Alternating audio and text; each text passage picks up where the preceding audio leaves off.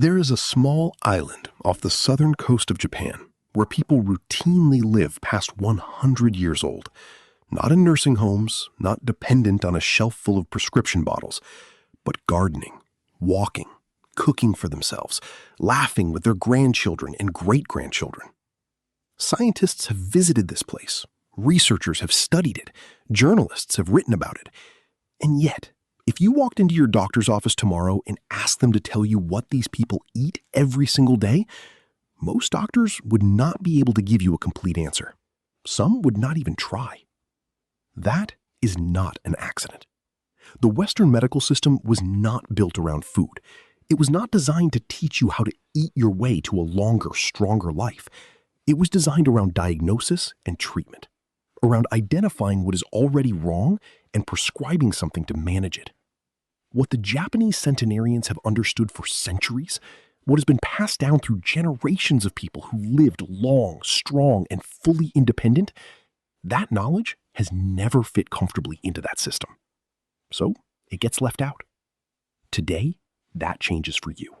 In this video, I am going to share 5 foods that Japanese centenarians eat every single day. Foods that have been part of their daily lives for hundreds of years. Foods that science is now beginning to understand in ways that are frankly remarkable. And I want to warn you right now, the 5th food on this list is the one that surprises people the most. It is also the one that doctors in the West are least likely to ever bring up with you. So stay with me all the way to the end, because that one alone could change how you think about your health completely. If you are someone who refuses to believe that getting older means getting weaker, if you are someone who believes that the body has more capacity than we have been told, then this video was made for you. Let us begin. Here is a number that should stop you in your tracks. Japan has the highest life expectancy of any developed nation on Earth. Japanese women live, on average, past 87 years. Japanese men past 81. But those averages do not capture what is truly extraordinary. Japan is home to more people over the age of 100 than almost anywhere else on the planet. As of the most recent count, there are over 90,000 centenarians living in Japan. 90,000 people who have crossed the threshold that most of the Western world treats as an impossible dream. And they are not just surviving. Many of them are thriving. Now, compare that to what is happening in the West. In the United States, Canada, the United Kingdom, we are facing what health researchers are calling an epidemic of accelerated aging. Not just people living shorter lives, but people spending the final 20 or 30 years of their lives in a state of managed decline. Chronic inflammation, deteriorating muscle mass, cardiovascular disease, cognitive decline beginning earlier than any previous generation, medications stacked on top of medications, each one managing a side effect of the last. The question that keeps coming back, the one that researchers who actually study longevity cannot stop asking, is why? Why are Western populations aging so much harder and so much faster than populations in places like Okinawa or rural Japan or certain regions of the Mediterranean? The honest answer, the one that does not sit comfortably in a 15-minute doctor's appointment, is that it comes down to what people eat. Not just in some general eat more vegetables sense, but specifically, precisely, the particular compounds in particular foods that interact with the aging body in ways that have been studied, documented, and quietly acknowledged in research journals that most people never read. The Japanese centenarians did not stumble into their long lives by accident. They inherited a food culture so finely tuned over so many centuries that it functions essentially as a longevity system. Every meal reinforces it. Every ingredient contributes to it. And it is a system built around 5 core foods that appear again and again in the daily lives of the longest living people in the world. Before we get to the 5 foods, I want to be clear about where this knowledge comes from, because it did not come from a single study or a trending health article. In the early 2000s, a researcher named Dan Buettner partnered with National Geographic and a team of demographers and scientists to identify the regions of the world with the highest concentrations of people living past 100 in good health. They called these regions blue zones, and Okinawa, Japan was one of the very first identified. What the blue zone research found in Okinawa was not complicated. It was not a supplement protocol or a pharmaceutical intervention. It was a way of eating that had been practiced, almost unchanged, for generations. Simple foods, fermented foods, plant-rich meals, small portions eaten slowly, and a cultural relationship with food that treated every meal as an act of nourishment and intention. Beyond the blue zone research, traditional Japanese medicine, rooted in Chinese medical philosophy and refined over more than 1,000 years of practice, has always understood that food is medicine, not as a metaphor, as a literal, practical truth. Certain foods were prescribed for certain conditions. Certain ingredients were given to the elderly specifically to preserve their vitality. This was not folk superstition. It was accumulated generational observation, refined over centuries of watching what happened to people who ate certain ways versus those who did not. What modern nutritional science is now doing is finding the mechanisms, finding the specific compounds, the polyphenols, the probiotics, the omega fatty acids, the sulforaphane, the isoflavones, and explaining at the cellular level why what the Japanese elders always knew actually works. The 5 foods we are about to go through are not trends. They are not fads. They are ancient, time-tested staples that have sustained some of the healthiest, longest-lived people in human history. And after today, you will know exactly what they are and exactly how to start using them. Food number 1, miso. If you have ever had Japanese soup at a restaurant, you have had miso. But what most people in the West think of as a flavoring, a salty broth base, is actually one of the most potent fermented foods on the planet. And in Japan, it is not a restaurant item. It is a daily ritual. Japanese centenarians, particularly in Okinawa and the rural regions of Kyushu, consume miso soup every single morning. Not occasionally, every morning, often before anything else.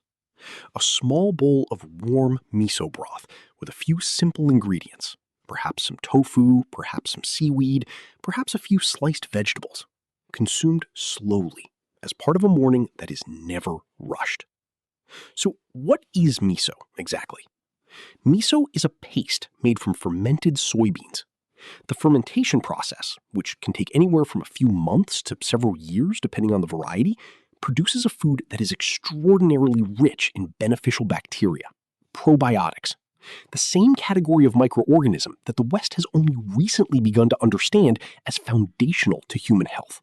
Here is what the research is now confirming. The gut microbiome, the community of bacteria living in your digestive system, is directly connected to almost every major system in your body. Your immune function, your inflammatory response, your mood and cognitive clarity, your ability to absorb nutrients from the food you eat. And as we age, the diversity and health of that microbiome tends to decline. It weakens. It becomes less resilient. Miso actively works against that decline. The fermentation process that creates miso produces a dense population of lactobacillus bacteria, one of the most studied and beneficial probiotic strains in existence. These bacteria, consumed daily in warm miso soup, help maintain and restore the gut microbiome in aging adults in ways that no probiotic pill has yet been shown to fully replicate. But miso does not stop at gut health. A long-term study conducted in Japan and published in the BMJ followed over 40,000 Japanese adults for 11 years. It found that those who consumed miso soup daily had significantly lower rates of death from cardiovascular disease than those who did not. The fermented compounds in miso appear to actively support heart function and reduce arterial inflammation, 2 of the most critical factors in cardiovascular aging. Miso also contains a compound called melanoidin, which forms during the fermentation process and has demonstrated antioxidant properties. Antioxidants neutralize free radicals, the unstable molecules that cause cellular damage and accelerate the aging process at its most fundamental level. And here is something that most Western health sources will not tell you. Despite the fact that miso is salty, Japanese centenarians who consume it daily do not show the elevated blood pressure that would be expected from high sodium intake. Researchers now believe this is because the fermented compounds in miso may actually counteract the blood pressure raising effects of sodium through mechanisms that are still being fully studied. How do Japanese elders eat miso? Every morning, one small bowl of miso soup, made fresh, never from a powder. The miso paste is stirred into warm water, never boiling, because heat above 60 degrees Celsius kills the beneficial bacteria, along with a small piece of kombu seaweed and whatever vegetables or tofu are available. It takes 5 minutes to make. It has been taking 5 minutes to make in Japanese homes for centuries. How can you start? Find a good quality unpasteurized miso paste at a Japanese grocery store or online. Look for the word unpasteurized on the label. Pasteurized miso has had its beneficial bacteria killed. Add 1 tablespoon to a cup of warm water every morning. That is your starting point. Food number 2, natto. I am going to be honest with you. This is the food that stops people. This is the food that most Westerners try once, make a face, and never try again. And it is also, according to the research, one of the most powerful foods for aging humans on the planet. Natto is fermented soybeans. Not the smooth, paste-like fermented soybean of miso, but whole soybeans fermented with a specific bacterium called Bacillus subtilis, which gives natto its characteristic appearance: sticky, stringy, pungent, with a smell that has been compared to aged cheese by those being generous and to something far less appealing by those being honest. In Japan, natto is not considered unusual or extreme. It is a breakfast staple. A small container of natto, usually about 50 grams, served over steamed rice with a drizzle of soy sauce and mustard, eaten in the morning alongside miso soup. It is unremarkable to anyone who grew up with it. It is simply what you eat. And what it does for the body, particularly the aging body, is genuinely extraordinary. Natto is the world's richest known food source of vitamin K2, not vitamin K1, which is the form found in leafy greens and involved primarily in blood clotting. Vitamin K2, specifically the form called MK7, which natto produces in abundance, is the form involved in directing calcium to where it belongs in the body. Here is why this matters so deeply for people over 60. As we age, calcium metabolism becomes dysregulated in a very specific and dangerous way.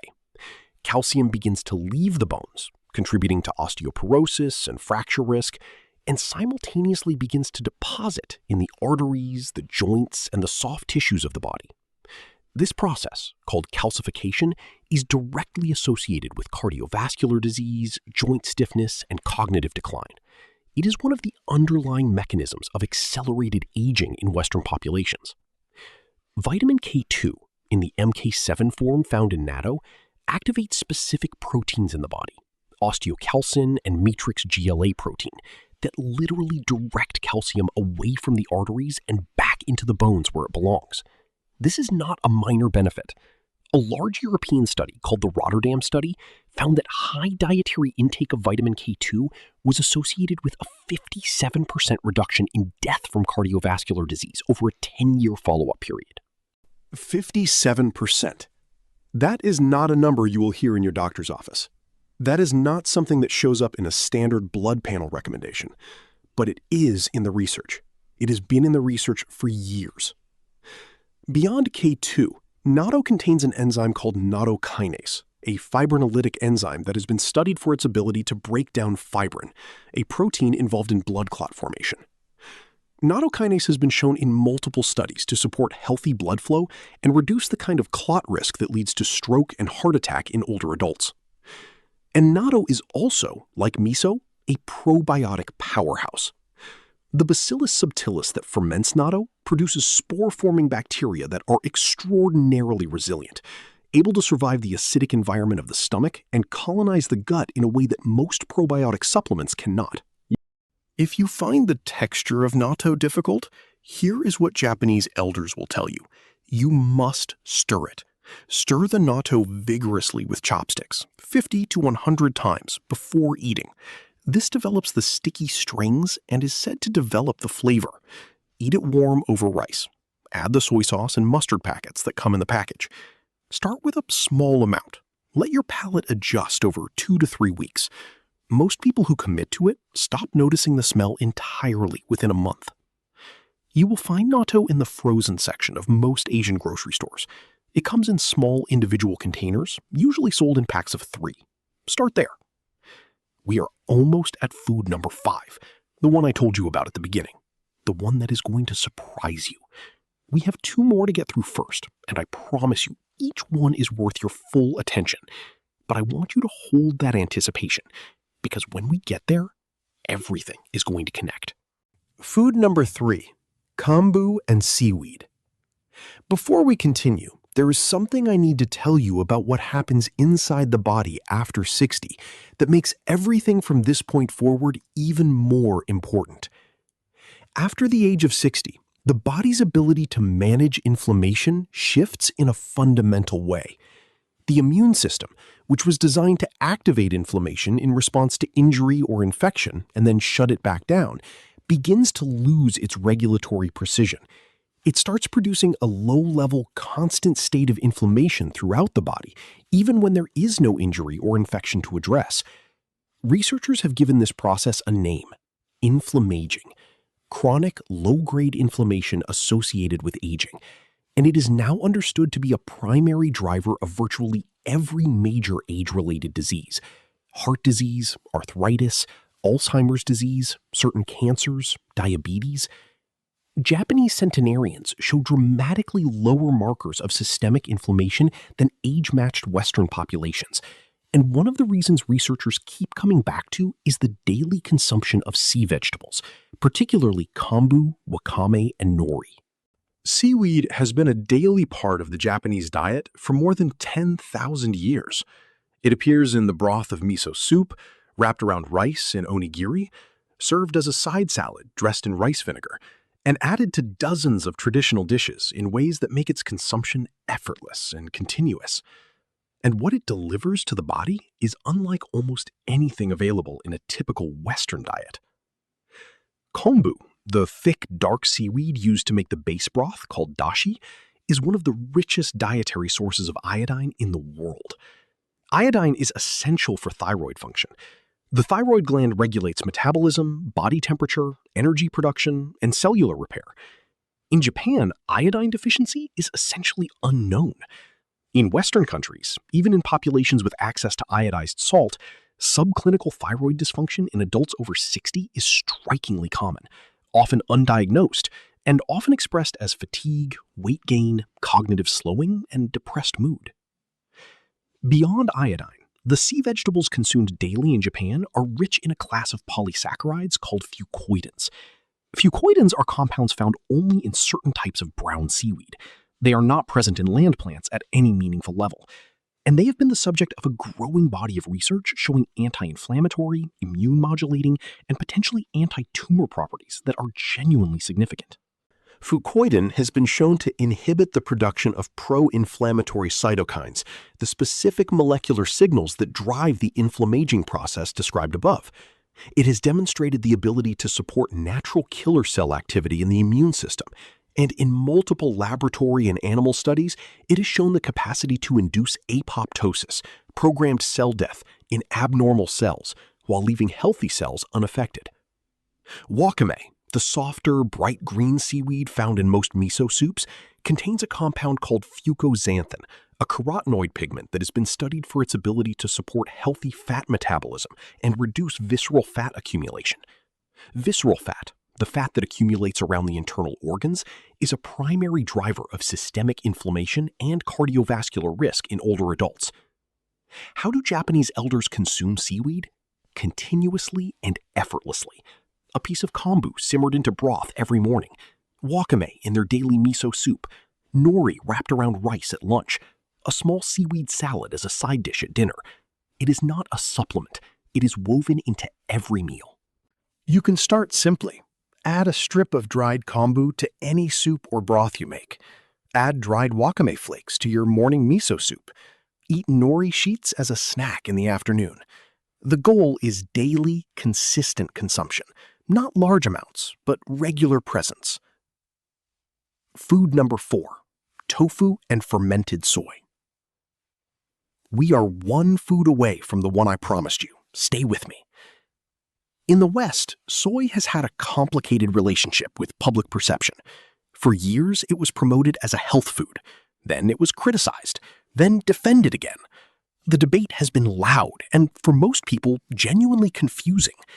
And in the middle of all that noise, the actual evidence from actual populations who have actually been eating soy for centuries has been largely ignored. Japanese centenarians eat soy every single day. Not processed soy protein isolate, not soy-based meat substitutes. Traditional, minimally processed soy foods, primarily tofu, edamame, and fermented soy products, consumed in moderate amounts as part of a broader plant-rich diet. And the outcomes in these populations are clear. The active compounds in traditional soy foods that researchers keep focusing on are called isoflavones, specifically genistein and daitsein. These are plant-based compounds that interact with estrogen receptors in the human body, not by flooding the body with estrogen, but by binding to estrogen receptor sites in a way that produces different effects depending on the body's current hormonal environment.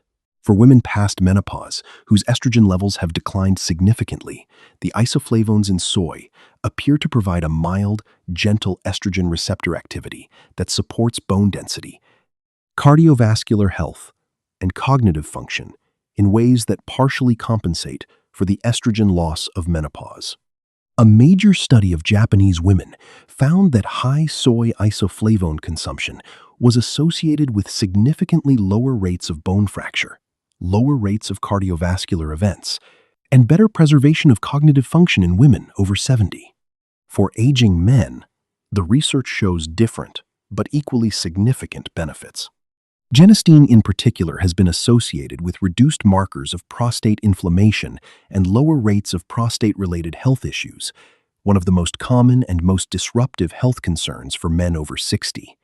Beyond the isoflavones, tofu is a complete protein source, meaning it contains all 9 essential amino acids that the body cannot produce on its own. Maintaining adequate protein intake is one of the most critical and most overlooked factors in healthy aging. After 60, the body becomes less efficient at synthesizing muscle protein from dietary protein, a condition called anabolic resistance. The result, if protein intake is not adequate and consistent, is accelerated muscle loss, declining strength, increasing frailty. Japanese centenarians maintain muscle mass into their 80s and 90s at rates that stun Western researchers. Their consistent daily intake of high-quality plant protein from tofu and edamame is part of the reason why. How do Japanese elders eat tofu? Silken tofu in miso soup every morning. Firm tofu lightly simmered in broth and served with grated ginger for lunch. Cold tofu, hiyayako, with soy sauce, green onion, and bonito flakes as a simple evening dish. Tofu is present at almost every meal, in some form, in a traditional Japanese elder's diet. Begin with silken tofu in your morning miso soup. Add firm tofu to any stir-fry, soup, or grain bowl. Eat edamame as an afternoon snack. The consistency of daily consumption is what matters, not any single serving. And now, the 5th food. The one I told you about at the very beginning, the one that doctors in the West almost never mention. The one that will make everything else we have talked about today make even more sense. Food number 5, harahachi-bu and green tea. I said 5 foods. And technically, what I am about to tell you involves a food and a practice so intertwined in Japanese longevity culture that separating them is almost impossible. But let me explain, because this is the one that changes things. The 5th food is green tea. Specifically, the form of green tea called matcha, the stone-ground whole leaf powder that has been consumed in Japan for more than 800 years. But it is not just what is in the tea. It is how and when it is consumed that makes it what it is in the context of longevity. Japanese centenarians do not drink green tea the way the West has recently adopted it, as a supplement or a health product, chugged quickly before a workout or mixed into a protein shake. They drink it as a ritual, slowly, multiple times throughout the day, in small, deliberate amounts, often paired with a brief period of stillness. And this practice, this daily, repeated act of slow consumption in a state of calm, is paired with something called hara hachi-bu. Hara hachi-bu is an Okinawan Confucian teaching that means eat until you are 80% full. It is practiced automatically, instinctively, by centenarians who were raised with it as a foundational principle. They stop eating before the feeling of fullness arrives. They trust that it will come. And this single practice, stopping at 80%, has been identified by longevity researchers as one of the most significant behavioral factors in the extraordinary health outcomes of Okinawan elders. Why does it matter so much? Because the process of restricting caloric intake, not dramatically, not dangerously, but consistently eating slightly less than maximum capacity, activates a cellular process called autophagy. Autophagy is the body's internal cleaning system. It is the process by which cells identify damaged proteins, dysfunctional organelles, and cellular debris, and break them down and recycle them. It is, in the most literal sense, the body repairing itself from the inside. Autophagy declines with age, and it declines even faster when the body is in a constant state of caloric surplus, which is the default state for most people in the Western world who eat to the point of fullness at every meal. Hara hachi-bu keeps autophagy active. It keeps the cellular cleaning process running, and it works in a complementary way with the compounds in green tea. Green tea, and particularly matcha, which delivers the entire leaf rather than just a steeped infusion, contains a compound called EGCG, epigallocatechin gallate. It is the most studied polyphenol in the world, and it has been shown in extensive research to be a powerful activator of autophagy, to work with caloric restriction rather than against it, to extend the cellular cleaning window and enhance the body's ability to identify and clear damaged cells. Green tea also contains L-theanine, an amino acid that produces a state of calm, focused alertness without the anxiety or crash associated with caffeine. L-theanine and caffeine together, in the ratios found naturally in green tea, produce a cognitive state that researchers describe as alert serenity. It is the opposite of the jittery overstimulation of coffee. And in elderly populations, this daily ritual of calm, focused alertness has been associated with lower rates of cognitive decline and lower rates of anxiety-related health deterioration. A large Japanese study that followed over 40,000 adults found that those who consumed 5 or more cups of green tea per day had a 26% lower risk of death from cardiovascular disease and a 16% lower risk of death from all causes compared to those who consumed less than 1 cup per day. But here is what the researchers noted that rarely makes it into the Western health press. It was not just the tea, it was the practice, the slowness of it. The repeated pausing throughout the day to sit, to breathe, to drink something warm and intentional. The combination of the chemical compounds in the tea and the behavioral state in which it is consumed appears to create an effect that exceeds what either element would produce alone. This is what doctors in the West do not tell you about. Not because they are withholding it maliciously, but because it does not fit into a prescription pad. It cannot be bottled and sold at a pharmacy. It is a practice, a daily ritual, a way of being in relationship with food and time and your own body that the Japanese centenarians have never had to be taught because it was simply always how things were done. Drink 3 to 5 cups of green tea or matcha daily. Drink them slowly. Do not rush. Sit down when you drink them. Eat your meals to 80% fullness. Not forever, just today. And tomorrow. And the day after. Here is how to bring all 5 of these foods into your life this week without it feeling overwhelming. Monday through Sunday, every morning, make miso soup. 1 tablespoon of unpasteurized miso paste stirred into a cup of warm water, not boiling. Add a small piece of dried wakame seaweed. Add silken tofu if you have it. This takes 5 minutes. This one habit alone will begin shifting your gut microbiome within 2 weeks. 3 to 4 mornings per week. Add natto. Start with half a container. Stir it. Eat it over a small amount of rice. Give yourself 3 weeks before you decide whether you like it. Your body will tell you, long before your taste preferences do, that something is working. Every day, drink green tea, 3 cups minimum. Sit down when you drink it. Do not scroll your phone. Do not answer emails. Just drink the tea. This is hara hachibu in practice, not just eating less, but living with more intention around the act of nourishing yourself. With every meal, eat until you feel about 80% satisfied. Put the fork down. Sit for 5 minutes.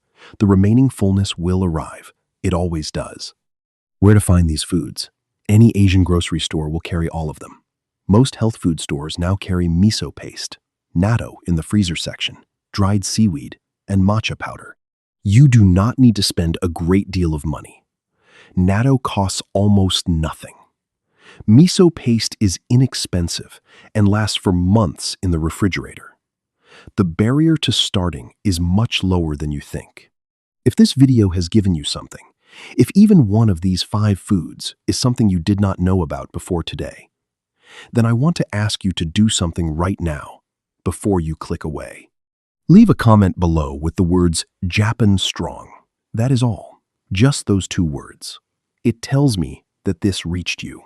It tells me that you are the kind of person who is willing to learn something new, even after 60, even after 80, especially then.